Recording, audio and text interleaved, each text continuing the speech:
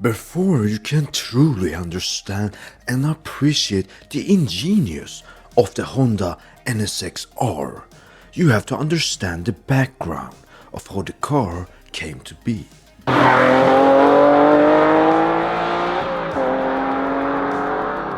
Back in the 90s, European supercars such as the Lamborghini Diablo and Ferrari 348 were designed to imbue a certain feeling. A feeling to make you feel special. They were also focused to perform exceptionally well on circuits, and since the European brands more or less competed with each other, they always had the intention to one-up each other. Because of this, these cars weren't really that great for daily driving, because they had horrible visibility, rock-hard suspension and snappy gearboxes. Clearly, the supercars back in the 90s weren't made for regular roads.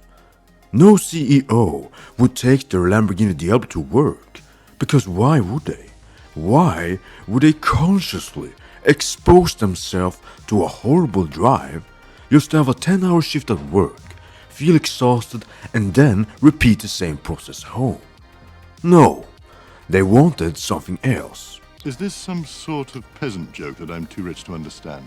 No. Of course, they wanted to stand out of the crowd. They didn't want to drive the same car as everyone else. At the same time, they didn't want to expose themselves to an uncomfortable drive. And this is where the Honda NSX came into the picture. In 1989, the NSX was first introduced to the world at the Chicago Auto Show. But the NSX wasn't like any other supercar before. It was something completely different. While it certainly shared the characteristics of a supercar, it also had the functionality of a regular commuter's car. Unlike many other supercars at the time, the NSX had great visibility. It also had a surprisingly comfortable suspension, including comfort features such as AC, heated seats and a Bose stereo system. And that was just the tip of the iceberg. The NSX was a technological advancement. The interior and the rear of the NSX was designed with the inspiration of a F-16 fighter jet.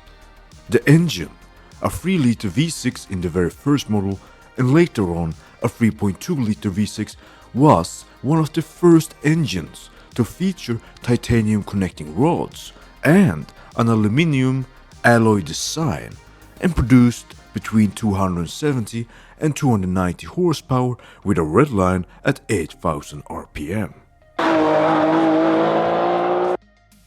In the blink of an eye, the NSX became a hit.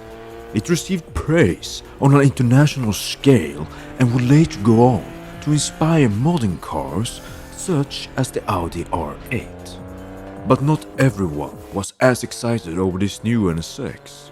Some of Honda's more hardcore customers seeked something else, something rawer and more track-focused. A car whose purpose was not to be comfortable, but to be the ultimate track tool. Kind of how the Porsche GT3 RS is to the Porsche Carrera. And so, in 1992, Honda introduced what was to become perhaps the most recognized NSX edition of all, the NSX-R, or the NSX Type R as it is also called. Whereas the regular NSX had a mission to be a usable everyday driver, the NSX-R had a complete opposite goal. The NSX-R's purpose was to bend the way of physics and become one of the greatest road-legal track cars available at the time. But NSX-R wasn't like other special models. Europeans and Americans had a tendency to throw a bunch of horsepower at their cars and call it a day. Power! But Honda went with a different approach. The NSX NSX-R kept the V6 used in the standard NSX, and instead of increasing the horsepower, they follow their own proven recipe of success, which had been used in many other Honda models: weight reduction. At this point, the regular NSX already had gone through a substantial diet by saving nearly 200 kilograms, by being the first car to use an all-aluminium semi-monocoque. But the NSX-R took steps a bit further. By removing the stereo, AC, heated seats, sound deadening, spare tire, and the traction control system, the NSX-R managed to shed an additional 120 kilograms, which meant the NSX-R weighed in at just 1,230 kilograms.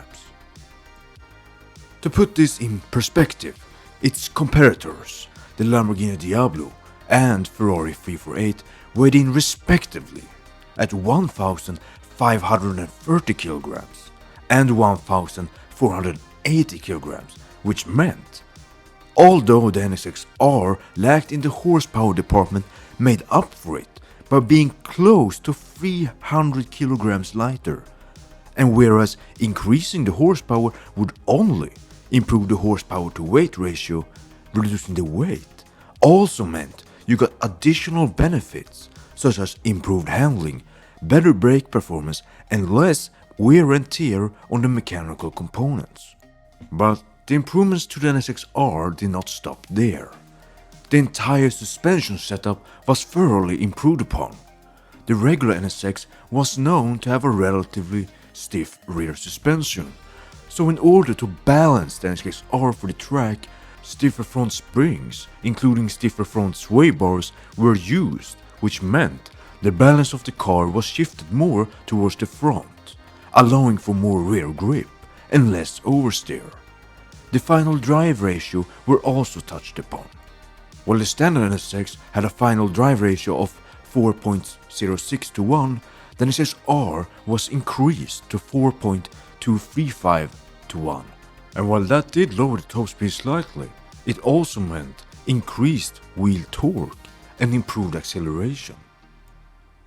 The regular alloy wheels were replaced with lighter NK forged aluminium wheels, which reduced the unsprung weight of the vehicle even further. This meant improved handling and grip. Some of the nice touches included a superb pair of red carbon Kevlar Recaro seats and a Momo steering wheel. But finding an NSX-R is no easy task, let alone finding one for sale. The NSX-R were only produced in 483 examples, and those were exclusively sold for the Japanese domestic market. The good news is, they are now old enough to pass the 25-year import regulation in the US, which makes them eligible to import. However, expect to pay a pretty penny. If you miraculously do find one for sale, expect to pay anywhere between $200,000 to $500,000 US. Yeet. That was all from me. Thank you for watching this video. And if you do have some idea of what you want to see in the future, please type a comment of maybe a specific GDM car, and I will make a video out of it. Alright, see you later boys and girls, bye bye.